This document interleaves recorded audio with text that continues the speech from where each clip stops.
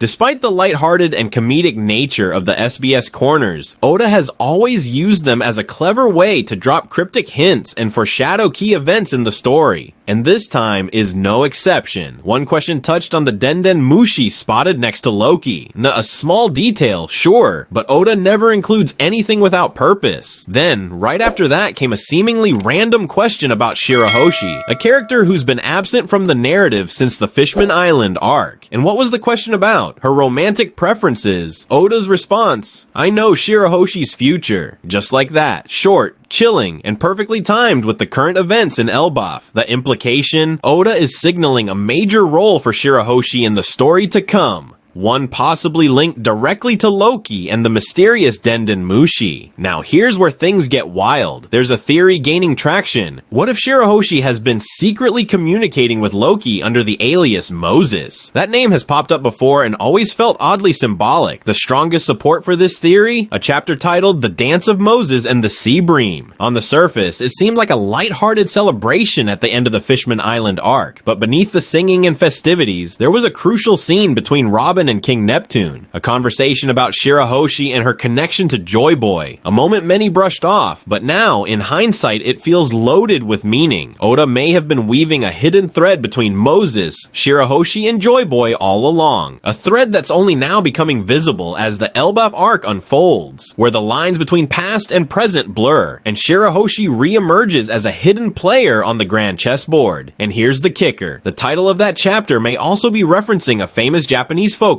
Urashima Taro. Let me break it down. The story tells of a kind-hearted fisherman who saves a small turtle being harassed by kids. The next day, a giant turtle appears, revealing itself as the one he saved and invites him to the dragon palace beneath the sea, Ryugu-jo, as a reward. There he meets Princess Otohime and spends what feels like a few blissful days with her. But when he returns home, he finds that centuries have passed. When he opens a mysterious box she gave him, the Tamata Bako, white smoke pours out and he instantly ages into an old man. Now here's where it gets symbolic. In that tale, Urashima is said to have feasted on premium fish, flounder, and sea bream. But the flounder, or mosaic fish, has its own legend, that its name comes from the story of Moses parting the sea where a fish got caught in the split and left a mark on its body forever. So think about it. The chapter title, the fish, the biblical reference, the ancient folktale, Shirahoshi's royal bloodline, and her link to Poseidon. Oda is clearly cooking up something deep, ancient, and game-changing. All of these symbols and myths aren't random. Far from it. Oda has drawn from them heavily, especially during the Fishman Island arc. The Tamata Bako, the treasure box, the underwater palace, even the energy steroids used by Hody Jones that gave him a temporary power boost but rapidly aged his body.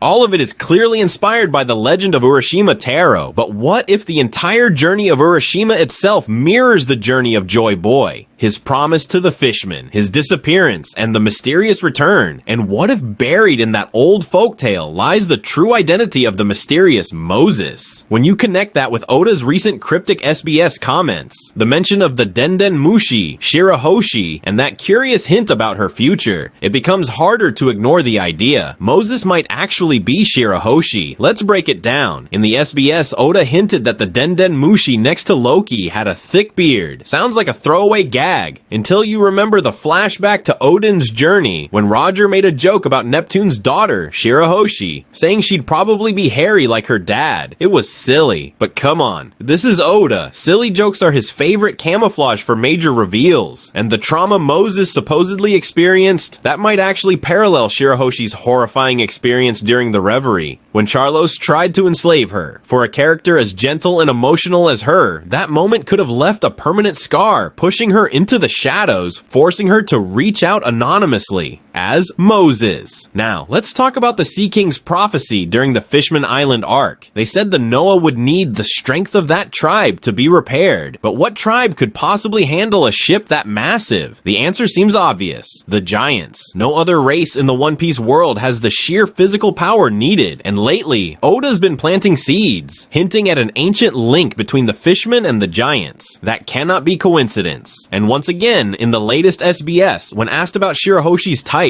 Oda dodged and dropped the same chilling line. I know her future. That's not just a tease. It's a neon sign pointing towards something big, something tied to Loki. So if Shirahoshi really is Moses, then her recent farewell to Loki, telling him she can no longer reach out, starts to make a lot more sense. Because after Caribou leaked the secret of Poseidon and the ancient weapons to Blackbeard, Fishman Island may already be under siege. Blackbeard is on the move, and Poseidon is now a target.